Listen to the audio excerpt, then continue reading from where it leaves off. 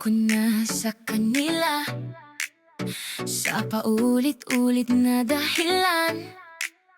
Mga utang na dapat bayaran, pero laging iniiwasan.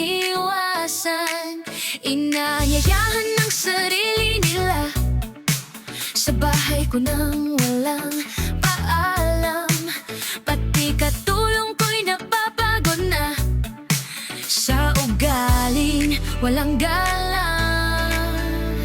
Akala nila'y palaging pwede, akala nila'y walang hanggan, pero may hangganan ng puso.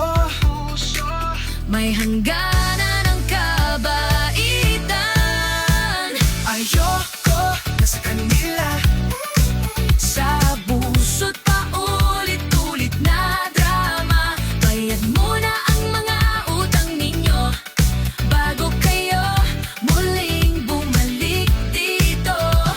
Ayoko na sa kanila, panahon ko na para tumayo. Hindi galit kundi katotohanan. ito na ang hangganan. Tahimik lang akong nagtiis, pinili ang umunawa, pero bawat sobra'y may kapalit, at napagod na rin ang aking awa. Ayoko na sa gulong walang saysay. Ayoko na panahon ko na ngayon.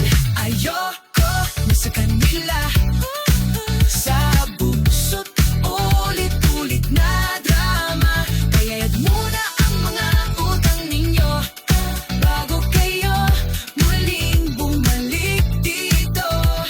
Ayoko na sa kanila, panahon ko na para tumayo. Sana tayo'y mag-usap ng maayos para tuluyang maghilom ito.